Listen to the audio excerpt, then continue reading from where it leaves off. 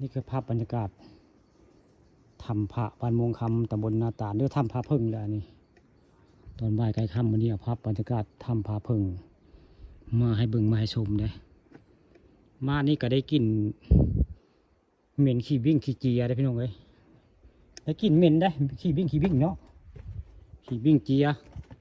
บริเวณถ้ำนี่แหละนี่ก็คือเป็นภาพทางเข้าถ้ำได้นี่ก็คือภาพทางเข้าถ้ำแต่ว่าลุงคนเพราะเห็นมาน้อยได้เพราะว่าเห็นมาน้อยอยู่ในนี่ได้นี่เพราะว่าอยู่หมู่นี้มาน้อยสงสัยมาน้อยจะเข้าถ้ำแล้วนี่แต่เราเอาแต่ผู้ข้าบ่เห็นได้คนว่ามาน้อยอยู่ในถ้ำนี่แต่ผู้ข้ามาแล้วบ่เห็นนี่คือภาพบรรยากาศถ้ำผาพึ่งบ้านม่วงคำตำบลนาตาลนี่คือทางเข้าถ้ำได้นี่ตอนบ่ายกับค่ำวันนี้ผู้ข้าปลาทองคำผสมเอาภาพบรรยากาศถ้ำบ้านม่วงคำตำบลนาตาลมาให้เบิ่งมาให้ชมได้นี่คือภาพถ้ำเหวล่ะนี่อยู่เรียนผาพึ่งบ้านม่วงคำตำบลนาตาลได้ผู้ข้าปลาทองคำผสมเอาภาพบรรยากาศถ้ำสวยงามพี่น้องอยู่บริเวณบ้านม่วงคำตำบลนาตาล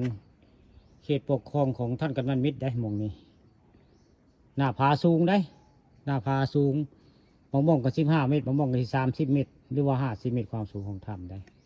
นี่ก็คือเป็นภาพบรรยากาศในถ้ำครูบ้านม่วงคำตำบลนาตาลผู้ข้าปลาทองคำผสมกับบริมาเฮิงได้พี่น้องไง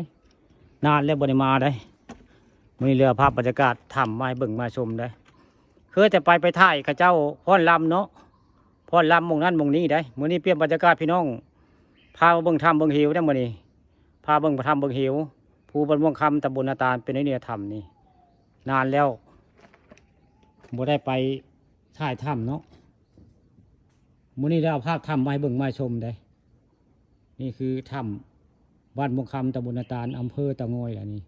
ทิวทัศน์สวยงามได้นี่ก็ภาพบรรยากาศทางเข้าถ้ำแล้ว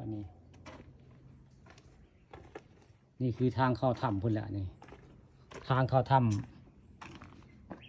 ผาพึ่งบ้านม่วงคำตำบลนาตาลนี่คือเป็นภาพทางเข้าถ้ำเลยนี่คาดว่าเข้าไปทางไหนแล้วคือสิกว้างสิลึกได้แต่ผู้ข้าบอกล้าเข้าดอกถ้ำเถอะแต่ภาพทางเข้าถ้ำมาให้เบิ่งไว้ง่ายนี่